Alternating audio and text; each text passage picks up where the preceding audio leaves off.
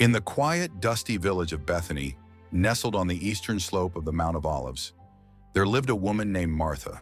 Her home was a sanctuary of hospitality, warmth, and refuge.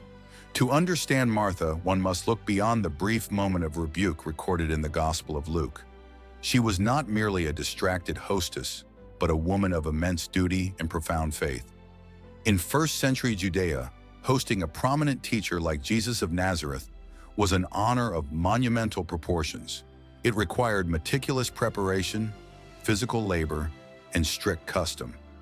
Martha, likely the eldest sibling in her household, bore the weight of these cultural expectations. She managed the domestic sphere, ensuring every guest was welcomed with proper dignity.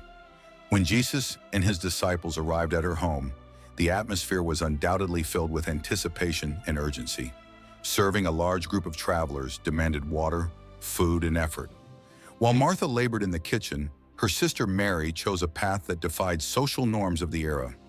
Mary sat at the feet of Jesus, a posture reserved strictly for male disciples' learning. For Martha, this was not just a matter of domestic help, it was a breach of social order and personal duty. She found herself carrying the entire burden of hospitality alone and abandoned. Frustrated and overwhelmed, Martha approached Jesus with a direct plea, asking if he cared that her sister had left her to serve alone, demanding that he tell Mary to assist with the tasks. Jesus responded not with anger, but with a gentle, repetitive address. "Martha, Martha." This double utterance in ancient Near Eastern culture was an expression of affection and concern. He pointed out that she was anxious and troubled about many things, yet only one thing was truly necessary. Mary, he explained, had chosen the good portion, which would not be taken away. This correction was not a condemnation of Martha's service or her desire to be hospitable. Rather, it was an invitation to evaluate her internal state and prioritize spiritual alignment. The Greek word used for Martha's distraction is periaspato, which literally means to be dragged in different directions. Her mind was fragmented by the sheer volume of tasks she faced. Jesus was correcting the anxiety that accompanied her service, not the service itself. Hospitality is highly valued, but when it breeds resentment and anxiety, it loses its true purpose. To truly understand Martha's character, we must journey to the Gospel of John, where she is depicted not as a complaining hostess, but as a theologian of profound faith in times of grief. When her brother Lazarus fell terminally ill, Martha and Mary sent word to Jesus, hoping he would heal him. Yet Jesus delayed his arrival, and by the time he reached, Lazarus was dead. Upon hearing that Jesus was approaching, it was Martha who ran out to meet him, while Mary remained in the house. This active, forward initiative highlights Martha's resilient personality. Her opening words to Jesus were honest and laced with grief. "Lord, if you had been here, my brother would not have died." Yet she immediately followed this with a declaration of faith. She added, "But even now I know that whatever you ask from God, God will give you." This statement reveals a faith that transcended her immediate despair, recognizing Jesus' high authority. In the dialogue that followed, Jesus made one of his most profound revelations. "I am the resurrection and the life. Whoever believes in me, though he die, yet shall he live," he asked her. Martha's response is one of the greatest confessions of faith in the entire New Testament. "Yes, Lord, I believe that you are the Christ, the Son of God, who is coming into the world." This confession shows that Martha possessed a deep theological understanding of Jesus' identity. She did not just see him as a miracle worker, but as the long-awaited Savior of the world. When Jesus ordered the stone of Lazarus' tomb to be rolled away, Martha's practical nature showed once again. She warned him of the odor, noting that her brother had been dead 4 days. This mixture of profound faith and practical reality makes Martha deeply relatable. She believed in the ultimate resurrection, but struggled to grasp how it could manifest in her crisis.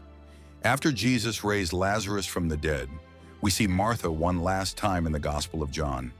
A dinner was given in Jesus' honor at Bethany, and the scripture simply notes, "Martha served." This simple phrase, "Martha served," carries immense weight. There is no mention of anxiety, no complaints, and no resentment. She was still serving, but her heart had found its peace. Her service had been transformed from a source of distraction and bitterness into an act of pure worship.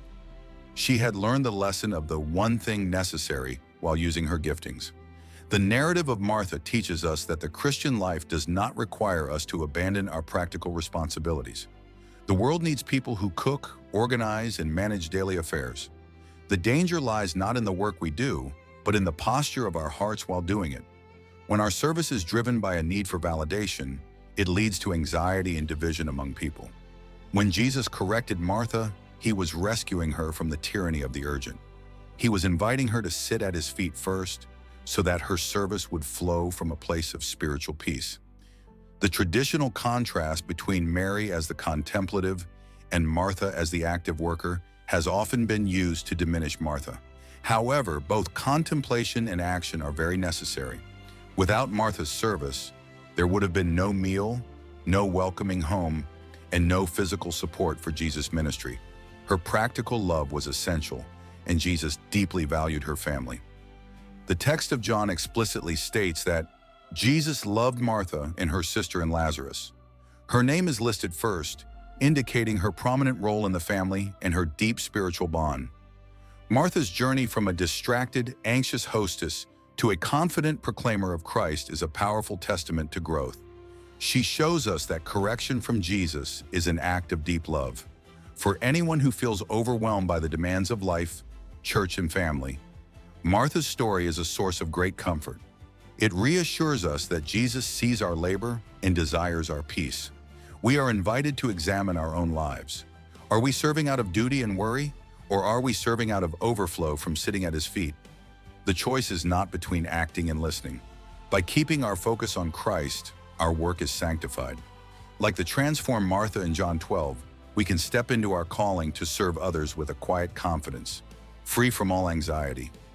Ultimately, the truth behind the woman Jesus corrected is that she was a beloved disciple, a pillar of faith, and an essential part of his ministry, whose legacy continues to instruct. We often look at our own lives and find ourselves standing in Martha's shoes, trying to balance the physical needs of our families with our desire to grow closer to God in our daily walk. The beautiful truth of the gospel narrative is that Jesus never told Martha to stop being herself. He did not demand that she adopt Mary's quiet personality, but rather realign her heart. By understanding this distinction, we can celebrate the unique ways God has wired each of us to serve. We can be active doers who are fully present, serving with a quiet, faithful spirit.